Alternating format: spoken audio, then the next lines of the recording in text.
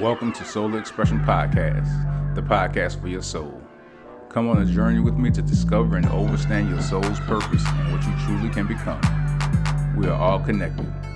So let me help you feed your soul and heal your mind and body.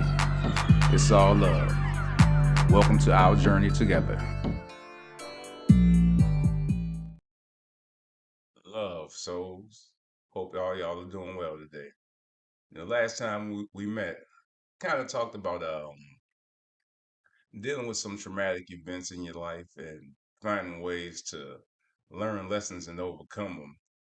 But those aren't always the only kind of events that we have that set us down the path that we weren't destined for, or may have messed with our mindset and shifted everything that we were working towards. And when I talk about this, I talk about a situation that I experienced myself, and it's a situation that a lot of people that know me may not even know about. And it's about I had twin boys that I lost. They were stillborn. So at that time in my life, when that happened, I was completely lost because, as I mentioned in my previous video, I was pretty much fatherless, and that was something that I wanted. So when I had the opportunity to have my own kids, and these were my first two kids, twin boys. So, my whole mindset when I found out changed. Everything I did was a focus towards getting things prepared for them. Like, a job, putting money away, just changing my whole outlook on the situation. And me and my kid's mom, we were in a relationship, but it was a long distance relationship, so it was a lot of distance between us. So whenever I could make appointments, I would. Whenever I could do anything to be there, I would do my best. So that made it an even more difficult situation for me because I wasn't fully there. So, the day when I got the call that she had lost him, it was, I'd say, 3-something in the morning, if I recall correctly. And when I got that call, I don't know, man. I remember hearing her say it, and I was still in shock because I was half asleep. And then she told me again, and my mind just went completely numb. And there's not many things in my life that I regret, but how the situation played out from my response, I regret that because I did not realize that she was experiencing something far worse than I was. And I was so caught up in my own wanting to be a dad and now not having that chance, that I didn't even consider the fact that she carried these two bodies inside of her, and now they're gone. They were attached to her. They were a part of her. And I regret not being there for her because I went into my own space, and my first inkling was to drink, to drown myself in alcohol, because that's what people do. That's I hadn't been taught any other way. I hadn't been taught that way either, but I knew that was an easy way. So the moment the liquor store opened, I was there, and I wanted to get what would get me drunk is the fastest, and I had grown to find this for apple martinis, which is apple puckered and I think vodka or something. And it's just both alcohols, and you just drink it. So that's what I did. I drank. I remember it was happening on a Friday because I was supposed to go to a conference in Myrtle Beach, but I did end up not going. And just that whole situation, man, that whole weekend, I was just to myself like a hermit. I don't even think I reached out to her after that because I was just so ripped to pieces in my own world. I didn't even see her world. And again, like I said, there's not many things that I regret but that moment. And moments after that I truly regret because another part of me being a father was also stepping up and being a man, and I lost that. I didn't have that in me. I couldn't piece that together at the time.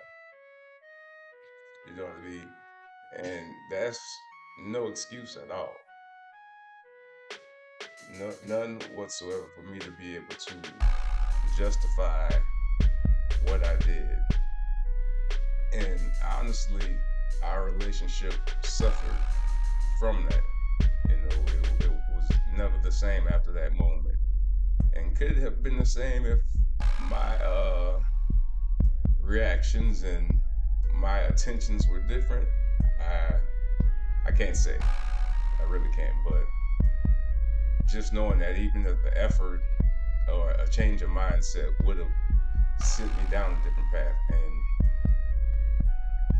after I drank that whole weekend, I went back to work that next Monday, and people's lives had still been moving, even though my whole weekend had stopped completely. I realized that even though this terrible thing just happened, and most people didn't even know, but their lives were still moving. And even if they would have known, their lives would still been moving.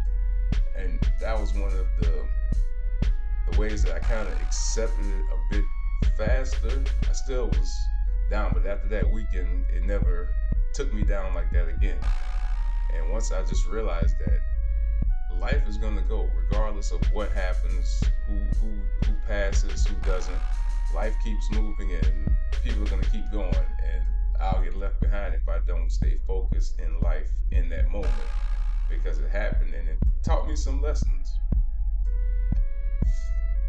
Like I said, one of the most valued lessons that I learned was how to be there for someone in their time of need, even if I'm grieving. At that time, I didn't understand that lesson, but that's a lesson I've learned over the years and have been able to uh, really use that to help others and just make sure I'm a listening ear and not consumed by whatever's consuming me and be able to be there for others. Because I've learned that I can handle things pretty smoothly and be able to move forward. So that moment really changed my perspective on who I could be as a person. And I did look at losing our boys, as a horrible negative when it happened. But the lessons I continue to benefit from that unfortunate situation still serve me today. Like, it also showed me that I can't expect anything from life but what it's gonna give me.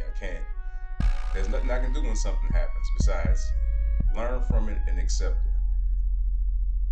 Because I could have stayed in that alcoholic state after that weekend.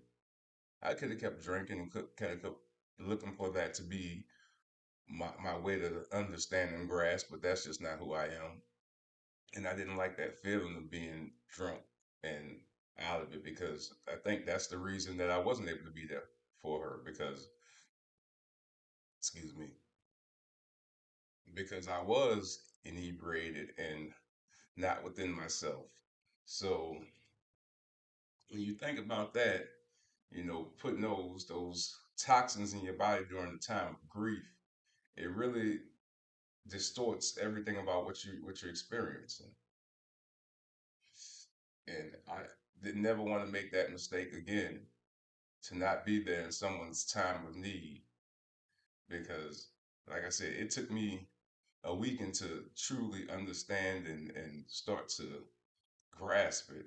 But for her, it wasn't that same process. And I didn't realize that because her grieving was a lot more than mine.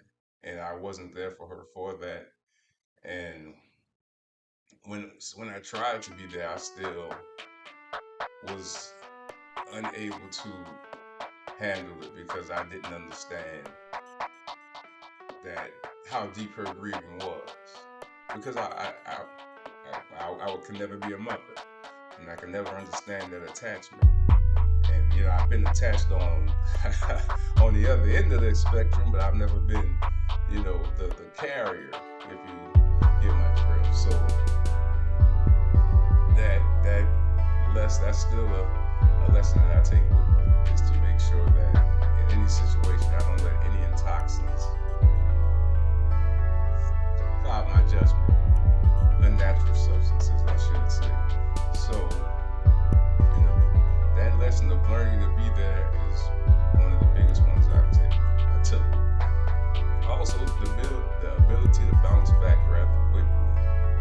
What some people may say is harsh, but I understood that if I stop moving, life won't, and I will get lost and put myself in a worse position. And I was already setting myself up to position myself in a great position to be a great father. So I couldn't let that progress stop, because eventually kids would come into the mix again. So I couldn't let that progress of becoming a great person for my kids, because at this point I'm still becoming a great person for them, because they're the ones that set me on this path. So there's no need to deviate from the path that I had already set in motion, just because there was an alternate plan set in place. And then again, it was to teach me to continuously be a better person, and to see where my faults were. Because at that time, I didn't know about, really feeling someone else's emotion. Because when we would get together, I would feel her emotions. And I guess me not knowing how to handle it overwhelmed me. And it was just a mirror image. I mirrored her pain. And just in turn, it just turned into a situation that became unhealthy for both of us. And the great thing about it is we both learned something from that situation, because we've spoken and we made our amends with the situation, and understood that we've healed, and we still had more healing to do over the situation, and that was healing each other through our conversation. So learning to move past, traumatic situations like that, because tragedy happens throughout people's lives all the time. And some things are expected. We know it's gonna come, even if we don't want to believe it. We know. But when you have such a bright outlook for something, and then it's all of a sudden taken, that's almost like a light going out and you being completely in the dark again.